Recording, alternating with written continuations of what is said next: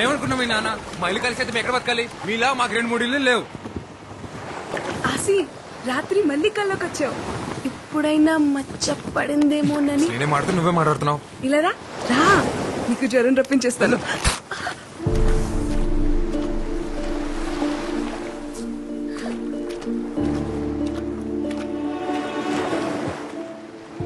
Sorry.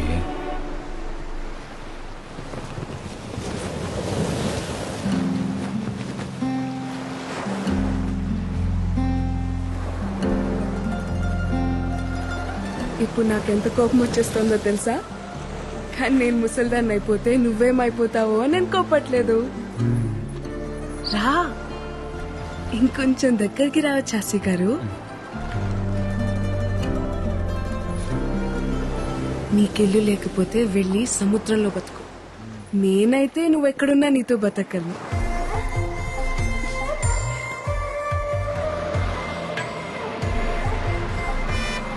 వచ్చేసింది. నాకు వినిపించట్లేదు, నేను ఇంటికి వెళ్ళను. ఏంటే ఇప్పుడైనా రావడం? రావడమే ఏటే కోళ్ళ పిల్ల, నా కొడుకుని సో నోరేసుకుని మీదడిపోతున్నావట. ఇదిగో నువ్వు వరుసనా కలిసినా ఆడని కాబోయే మొగుడు, గుర్తెట్టుకో. మొగుడిని అదుపులో పెట్టుకోవడం రాదు కానీ కబుర్లు చెప్తుంది. ఇదిగో నానా, నేను అన్నానంటారు కానీ ఆడపిల్లకి వయసుతో పాటు మనసు శరీరం 2 మారిపోతాయి. తొందరపడడం అందరికీ మంచిది. అన్నయ్య లేడా? కనకం కనకం, అయ్యా. ఇంటికొచ్చిన వాళ్ళని టీ కాఫీ తాగుతారా అని అడిగేది లేదా? తీసుకొస్తానయ్యా. నువ్వెంత అడ్డుపడ్డా నేను అడగాల్సిన అడిగే వెళ్తాను. ఏ నా మేనకోడని అడిగే హక్కు నాకు లేదా ఏంటి? ఈ ఇంటి కూతుర్ని అడిగే హక్కు నీకెప్పుడూ ఉంటాది, కాని పొందే అర్హత ఇప్పుడు ఆ ఇంటికి పోయింది. ఇంట్లో మనిషిని కాదని జాతి తక్కువ దాంతో పోయి సంసారాన్ని బజార్నేసుకున్నప్పుడే ఆడికి ఈ ఇంటికి బంధుత్వం తెగిపోయింది. ఇప్పటికిప్పుడు నీ మొగుడెక్కడుంటాడు చెప్పవే?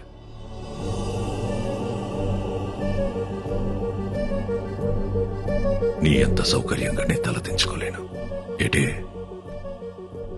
పరువు తక్కువళ్లతో రాయన సంబంధం కలుపుకోడు. అది కాదన్నయ్యా.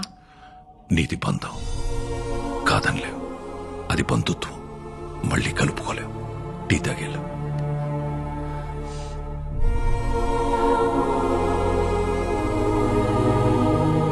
మా ఇంటికి వెళ్ళి తాగుతానులే.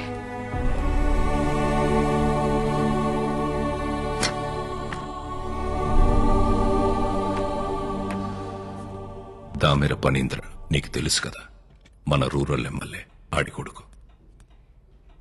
మనోడే 2 రోజుల్లో వాళ్ళు చూసుకోవడానికి వస్తున్నారు. అది కాదురా, ఉప్పాడ మత్స్యకారులందరికీ హెచ్చరిక. ప్రతి ఏటా మన కట్టుబాటు ప్రకారం ఏప్రిల్ 17వ తారీఖు నుండి జూన్ 3 వరకు 45 రోజులు ఎవరైనా సముద్రం మీదకు బోటేసినా వలేసినా జరిమానా విధించబడ్డహో. మనం పాటుపడగా సంపాదించుకున్న డబ్బుల్లో 10% ఈ ఉండిలో దాచుకున్నాం. ఇది చేపలు గుడ్డెట్లే సమయం కాబట్టి ఏటకెళ్ళని 45 రోజులు గంగాలమ్మ జాతర వరకు మన బతుకు తెరువు ఇదే. మన డబ్బే మన 150 కుటుంబాలకి సమానంగా పంచుతున్నానో జాగ్రత్తగా కట్టెట్టుకోండి. తీసుకో దేవుడు. నా డబ్బులు కూడా తీసుకోబామ్మా.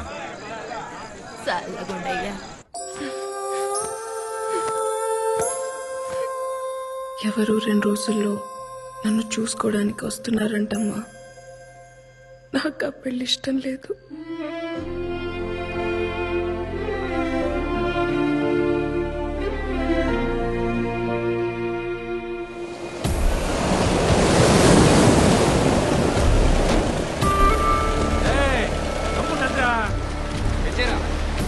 అందరూ చేసినట్టేగా వచ్చేసాను నాన్న.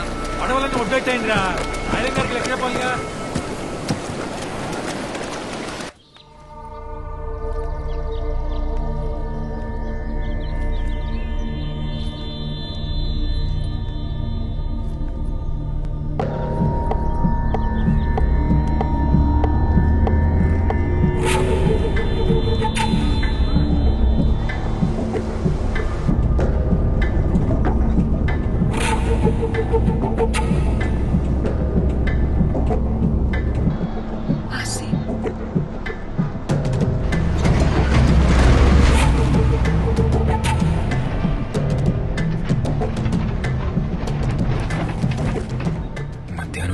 కాలేజ్కి రా. ఒళ్ళు చూడలే పదరా పోదాం పోనీ. రే అందరూ బొట్టు ఒడ్డున పెట్టేశారు కదా, పిల్ల చెల్లాని కనికరించకండి. నోటి దగ్గర కూడుందని కూడా చూడకుండా రోడ్డు మీదకి లాగి పారేయండి. తెల్లారేసరికల్లా వాళ్ళ ఇల్లున్న చోట్ల రాయనం ఫిషింగ్ యార్డ్ అని బోర్డు కనపడాలి. అట్టగే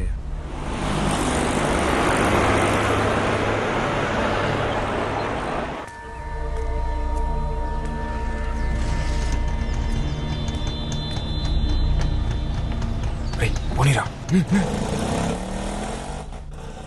ఏమైందేమమ్మా చెప్పు. మనసేం బాలేదాసి, అలా సముద్రం మీదకి వెళ్దామా? ఇప్పుడా?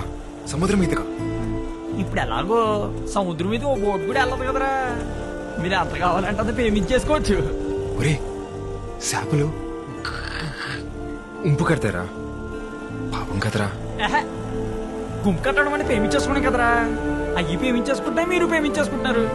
మీరే మాట గట్టిగా ఆడలే.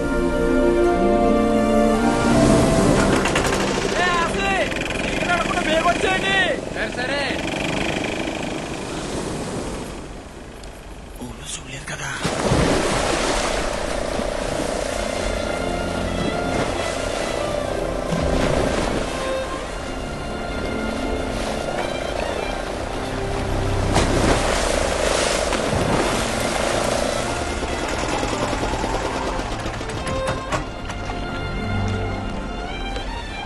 ఏమైంది?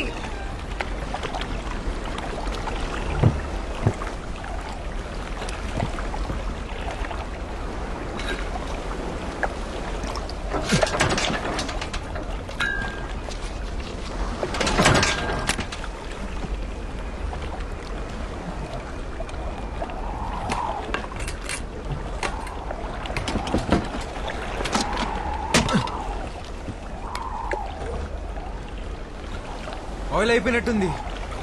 ఇప్పుడెలా? నేను పనిలో ఉన్నాను, తర్వాత మాట్లాడతాలే. అయ్యా ఆ కాలేజీ బస్సు వచ్చే ఏడైనా బేబమ్మ ఇంకా ఇంటికి రాలేదయ్యా. ఏంటి?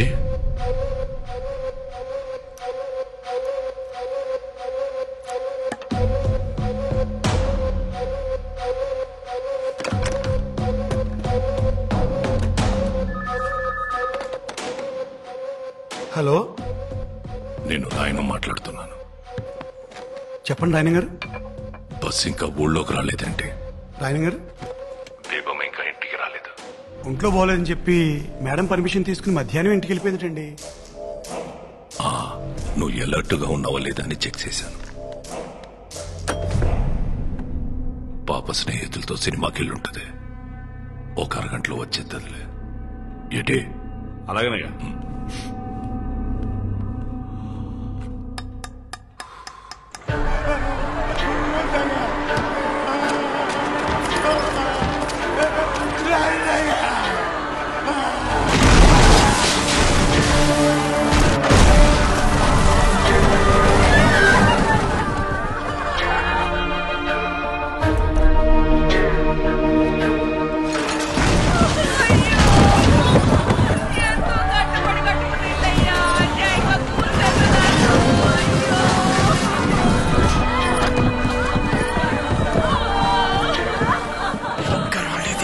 ఫిషింగ్ యార్డ్ కోసం మొత్తం లాగేసుకుంటారా?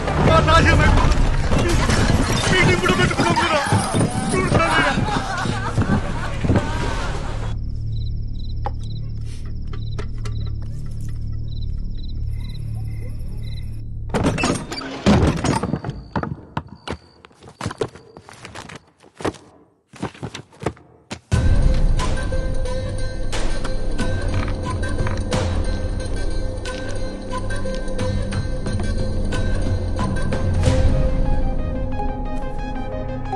ఈ బేబమ్మ గారు ఒకరు ఎప్పుడు చూసినా సముద్రం పక్కనే తిరుగుతా ఉంటారు. బట్టలు నిండా ఇసుకే.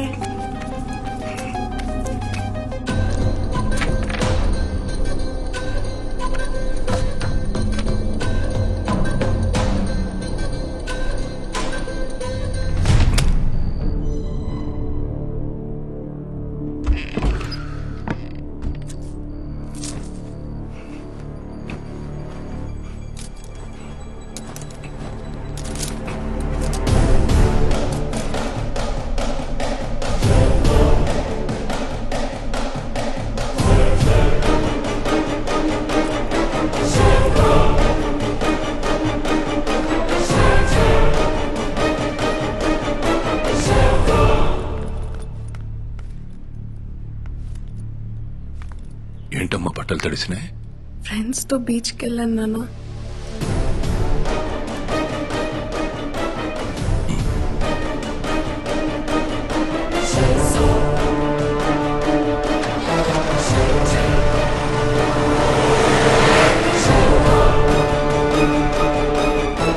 మీరు అయిన గారండి పొలాల మోసగా బోట్ వేయకూడదు కదండి.